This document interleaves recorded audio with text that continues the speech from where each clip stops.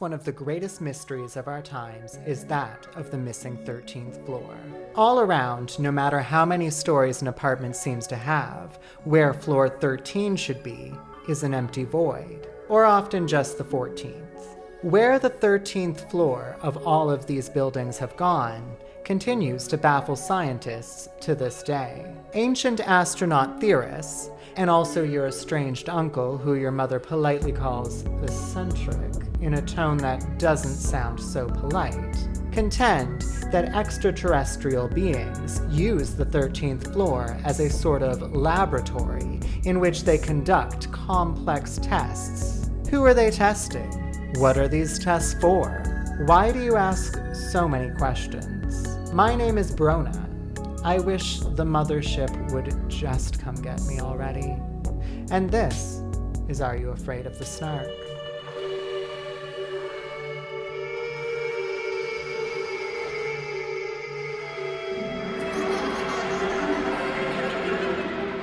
Tonight, there are only 3 children out in the woods, far past any reasonable bedtime for children. I'm actually very concerned about this because our girl Betty Ann is nowhere to be seen. There's a howling in the distance.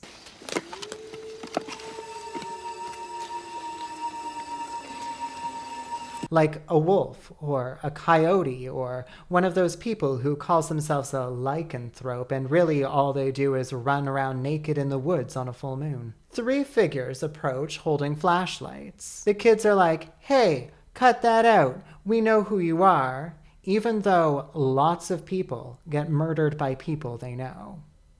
You see us every week, but do you really know us?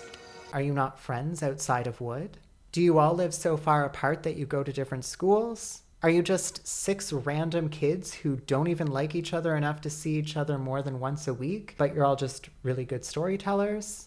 Like, weirdly good storytellers? If I didn't know any better, I'd say all of your stories were ghostwritten by adults. Anyway, it turns out this is all just an elaborate setup for Betty Ann's story. That's right, my little queerlings. It's another Betty Ann story. My story is about strangers among us. You see them every day, but never take the time to look. But if you did, you might find that the scariest strangers are the ones inside ourselves. I didn't do this intentionally. You have to believe me. This episode was on a list of ones I was planning on doing, and then a few people made comments about this episode specifically. I should have known it was a Betty Ann story because it's weird and it stands out in my memory. But don't worry. The next episode I'm covering is going to be Tale of the Lonely Ghost.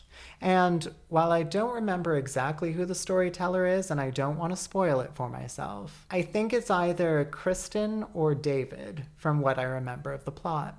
Regardless, let's let Betty Ann tell her tale. Submitted for the approval of the Midnight Society, I call this story The Tale of the 13th Floor. Meet Karen, spelled K-A-R-I-N, and Billy, spelled W-I-L-L-I-A-M, but like in a cute, silly sort of way. Karen and Billy live in an old apartment building that has 13 stories. No one lived on the top floor, the 13th floor of the old renovated building. The last tenants had disappeared years ago, vanished into thin air.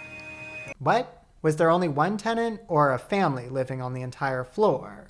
Did a whole floor of tenants just go missing? Was there an investigation? Is the rent dirt cheap in this building due to the unnerving mystery? Don't think about it too much because we will never, ever know. I know it seems like it's going to be a major plot point, but it isn't, so just let it go. Okay? There are some things you should know about these children before we continue. Karen was adopted, and Billy is played by Aaron Ashmore, who looks a little bit exactly like his twin brother, Shawn Ashmore, famous for playing Jake, unmorphed, in Animorphs. Oh, and they also routinely play hockey or some other sport I don't care about up on the 13th floor for some reason, as if it's their own personal playroom. I feel like most buildings with abandoned floors actually don't let anybody on the floor, but what do I know? I'm not like a landlord or something. Regardless, they are brought up to the 13th floor by an elevator operator because it's like 1962 or something. It's just I don't like you kids playing up here by yourselves. And the 13th floor on top of it. Well, f***ing supervise them then. Or talk to their parents about your concerns. Or mind your own children. So Karen and Billy play a sport. Billy is very good at it, but Karen plays like this. You want to try that again? Maybe once more. How much stuff gets broken up here anyway, Karen? Karen says if she had Billy's jeans. Billy's jeans are not my mother's. Sorry. She says that if she had Billy's jeans, she would also be good at sporting events. If I had your jeans, I could do it. What have my jeans got to do with it? Not your blue jeans, Zipper. I had your biological jeans. Will you get off of that? You can't use your adoption as an excuse every time you can't do something. Why not? I blame everything on being adopted, and I wasn't. And it actually makes a lot of sense for her to blame something like athleticism on her genetics. But then, I guess if you ask a feminist like J.K. Rowling, she would agree that it's not due to being adopted that Karen is so bad at sports. It's because she's a girl. And the only way a girl could ever beat a boy at anything would be if she were actually a man wearing a woman's disguise for nefarious reasons, like winning a sport. Suddenly, the building violently shakes, as if there's an earthquake. And there's a series of flashing magenta lights at the windows, as if there's an earthquake. Probably. But definitely not in any way like aliens are landing, and anyone who says otherwise is not to be trusted. The kids are like, oh my god, that old elevator man was right. It is dangerous up here. But I don't think this is what he had in mind. He was probably thinking about all of the broken glass and errant tetanus-coated nails lying about. They wait impatiently for the elevator as if it's taking so long, even though it's going way faster than the elevators at my fucking building ever do. Going down. Where's Gus? Gus was called away. He had an emergency. I'm Leonid. Relax, kids. That's just a non-binary person. And if you give me a little more time, I will prove that they are, in fact, canonically non-binary. It'll be very scientific. I promise. But anyway, these kids prove to be raging homophobes and would rather take the stairs than go down one floor in an elevator with a queer person. Come on, we'll walk.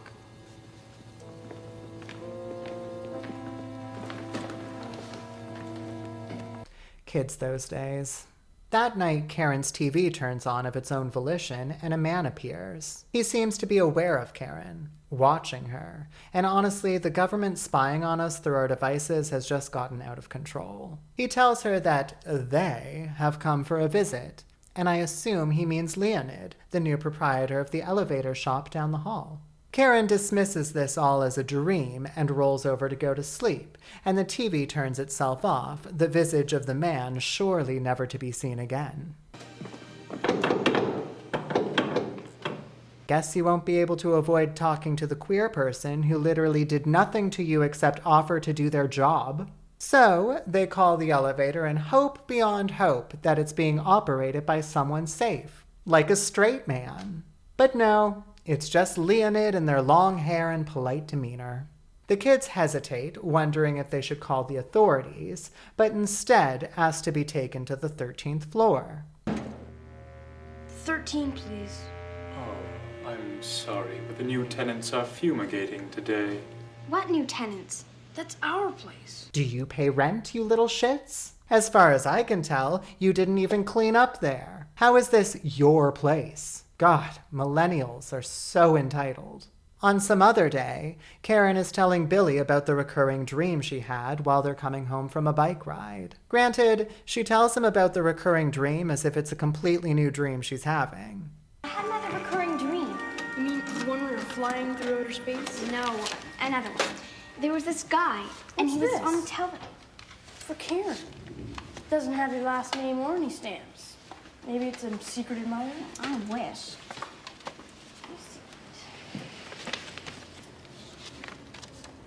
toy factory. What is it? Invitation from a toy company on the 13th floor. That's who moved in. What's a toy company doing in an apartment building? But also, why would a toy factory call itself the Toy Factory? Why does the invitation look like it was made in 2 minutes? Why is the time for the toy testing not just a little more specific than any time tomorrow? Wouldn't a toy factory moving into a building be something that people talk about? Wouldn't it be advertised? The whole thing reeks of a trap, but the only reason Karen doesn't want to go is because she's a poor sport. Even the possibility of getting free shit doesn't convince her, but like, if that was mentioned on the invitation, I would have ignored all of the red flags. I'm not good at sports stuff. I get embarrassed. So what? Maybe they'll give away some free stuff. I don't know. Again that night, the Watcher comes on TV while Karen is asleep. She wakes up and tries to turn it off a few times, but the batteries in the remote are dead and her mom still hasn't picked up more AAAs.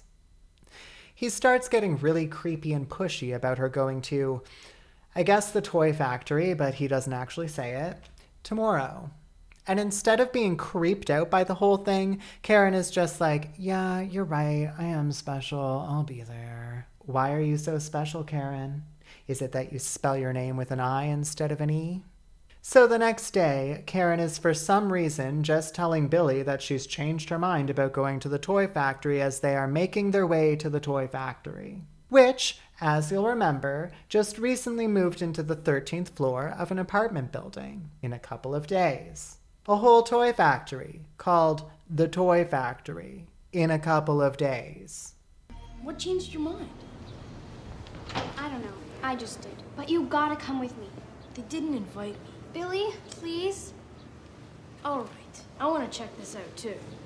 Again, they opt to take the stairs because God forbid they share an elevator with a queer person for all of 60 seconds on their way to a toy factory pop-up that sent out sketchy invitations to you and only you. Did you even show your parents this invitation, Karen? Did you tell them where you kids were going? Okay, so I find all these paint cans in the stairwell hilarious. Like, they're aliens. Oh, sorry. Spoilers.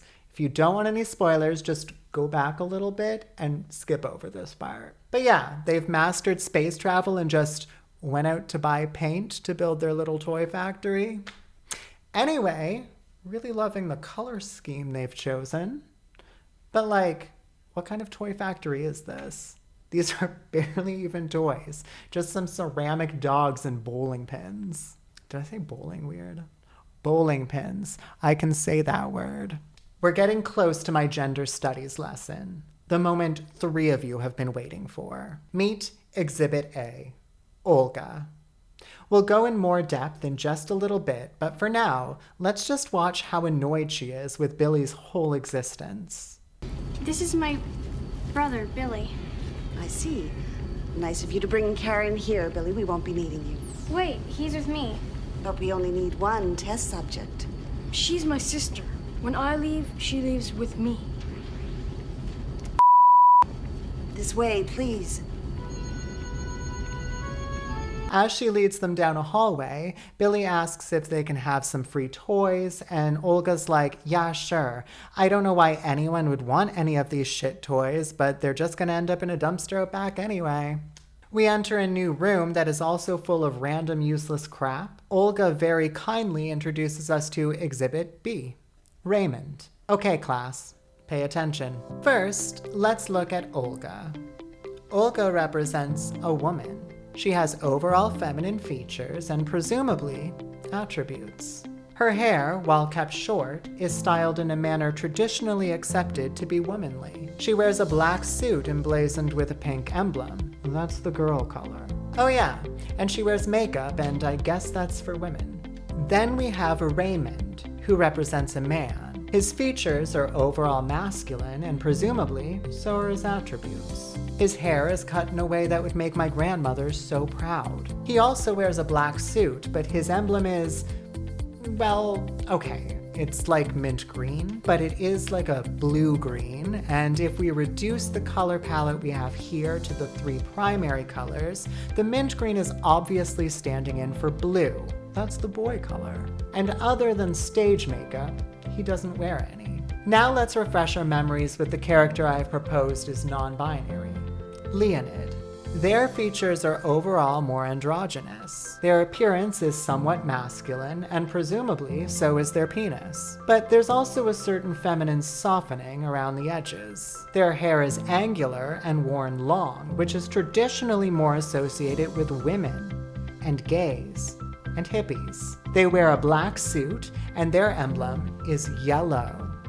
Yellow is a color on the non-binary flag, and it specifically represents genders outside of the binary. They don't wear makeup, but they do have a gold earring hanging from the gay ear.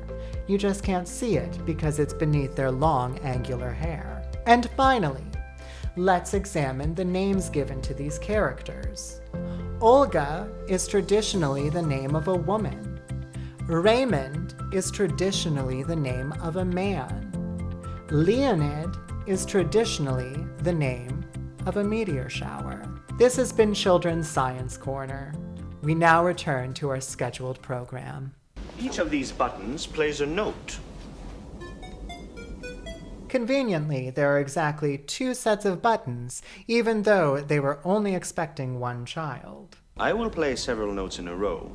Then you must hit the buttons and repeat the sequence. Sounds like a test. It's a race to see who can react the fastest. Also, the kids will need to know pitches, and more importantly, they will need to know which button makes which note, which is actually never explained to them. Forget it.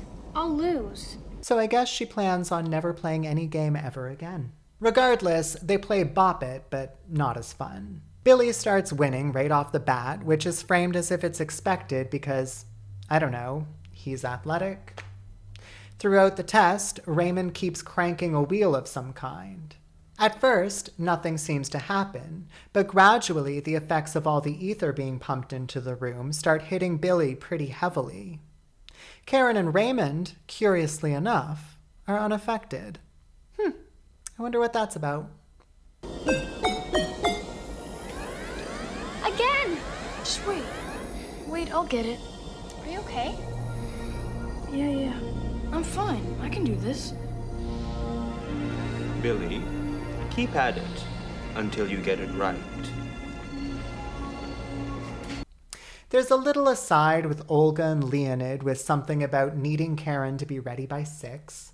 It's probably not that important, just like the end of their shift or something, so we'll just skip past it. Next, Raymond straps Karen into a roller coaster cart for some reason. Is there a roller coaster on the 13th floor now? It doesn't really seem to be attached to anything. Did they find one of those abandoned theme parks in the middle of nowhere and steal one single roller coaster cart to refurbish for this purpose alone? This show really does make you ask the important questions, doesn't it? Anyway, Raymond uses a very inappropriate word to be using around a child and also spreads some misinformation. It's all right, my dear. We're going to stimulate parts of your brain you've never used before. You will reach your full mental and physical powers soon. Raymond asks Karen to try to move a ball from across the room with her mind powers, and this is something I've tried to do a lot. I've put so many hours. There are actually not that many things that I've put more hours into than trying to hone my telekinesis. But I regret to inform you, queer listeners, for better or worse, Carrie White, I am not. But Karen gets to do it on the first try because f*** her. Karen wants to show Billy her new little trick because she's finally good at something that he's not. Probably. But Billy's just over there at the button table like me at a family reunion. Billy, look! What's wrong with him? We have a surprise for you. We're going on a trip. That wasn't in the brochure. And I'm guessing that wasn't in the release form that I'm assuming these kids had to have signed by a parent or guardian. In fact, I'm sure you didn't clear this with Karen's parents. Because you probably assumed she's adopted and her parents won't care. Well, I have news for you, sir. Karen's parents are actually very attentive. This last week or so, where they haven't been seen at all, is no indication of how they are as parents.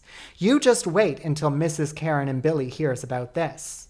While I was ranting, Raymond turned the ether up to full blast. I assume to make Karen docile so he can take her on a trip.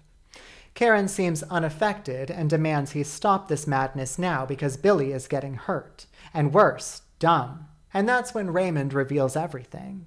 It's not actually ether, it's atmospheric pressure. And it's because Karen is an alien from a planet with a different atmospheric pressure than Earth that she's bad at sports.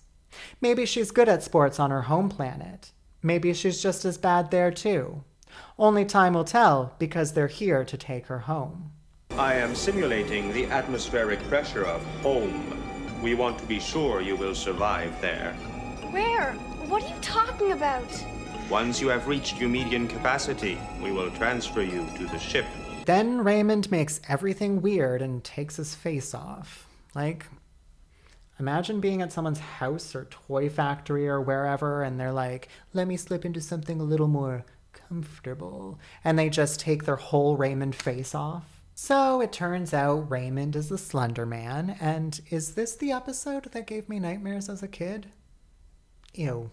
Karen rightfully freaks the flying out as Raymond opens a door in the ceiling where a bunch of Slender people beckon her with their gross three-pronged hands. And then Karen remembers something that apparently Raymond never thought of. She has telekinesis now.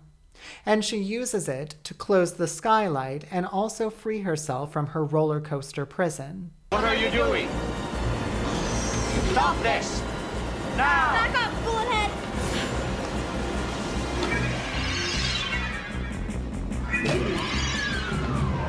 That was a close one. She thanks Raymond for teaching her these sick new skills, and Raymond's just kind of frozen in shock. Whatever you did to me, buddy, thanks.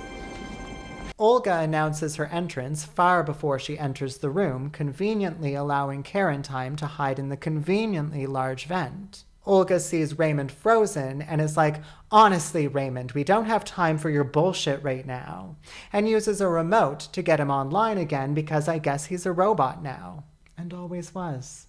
With his face back where it should be, and where it should stay, Raymond, you hear me? He finds Karen in the vent, and Karen is caught off guard. But like, I would have been watching through that vent like a hawk, and I would have been long gone by the time Raymond looked in there. She's done. She deserves to get caught. I don't care if that sounds heartless. She's not a real person. And then there's a Scooby-Doo chase, except you purchased it on Wish.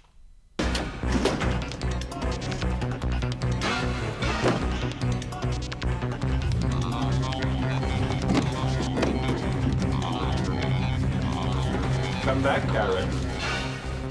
Your trip is just beginning.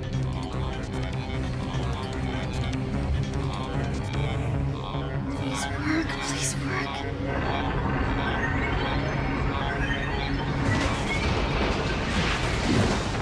Yes.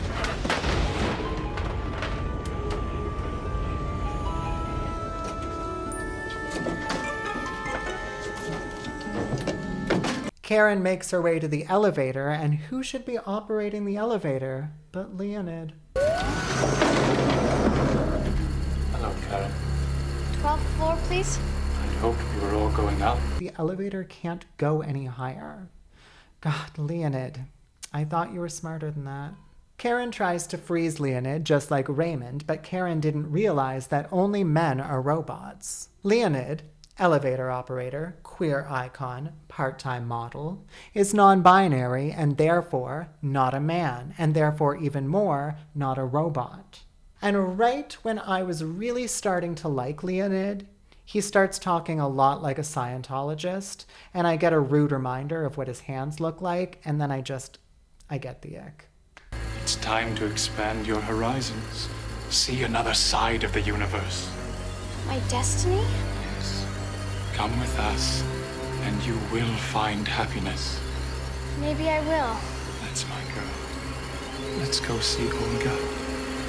Karen makes a break for the stairs by using her telekinesis, which we all know is stronger than physical strength, to burst open the locked door.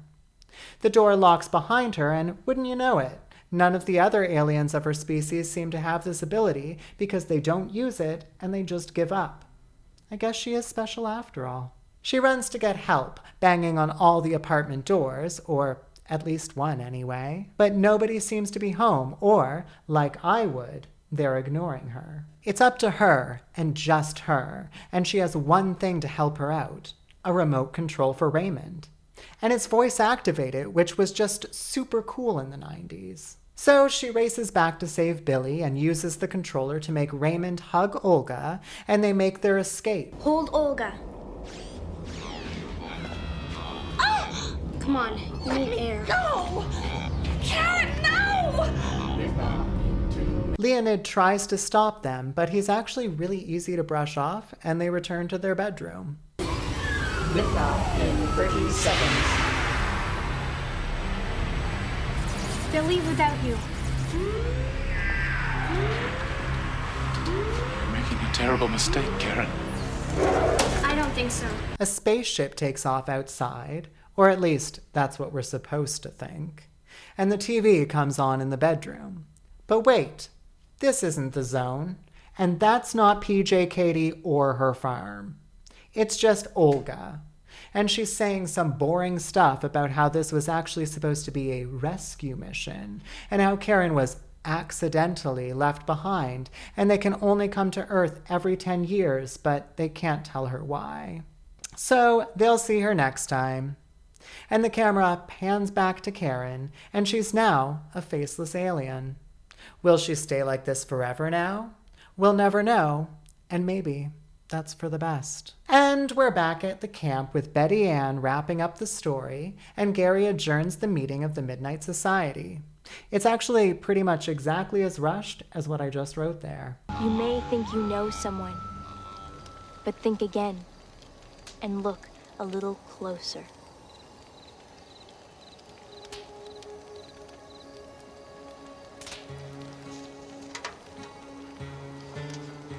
I declare this meeting of the Midnight Society closed. Whoever you are.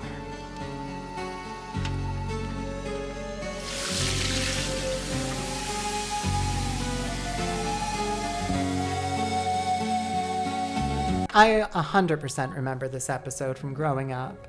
This is one of the key episodes that I think of when I think of Are You Afraid of the Dark, along with Dollmaker and Laughing in the Dark. And I gather it's one quite a few others remember as well, as it was mentioned multiple times in the comments. I think this episode is a great mix of so ridiculous, it's silly, and also actually unnerving. If I woke up in the middle of the night to one of those faceless yet hideous aliens at the foot of my bed, I would literally die. There are a lot of episodes I feel like could be made into adult versions and be fantastic, but this one I actually think is perfect for what it is.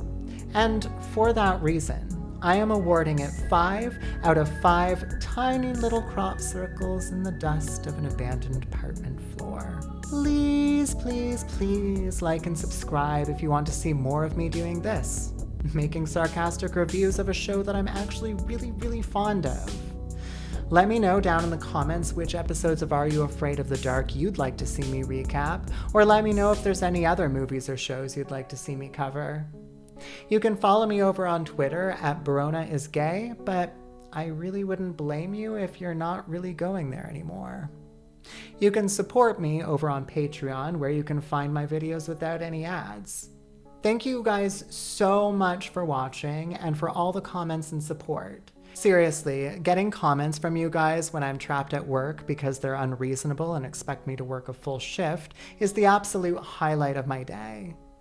See you at the next meeting of the Midnight Society. Bye.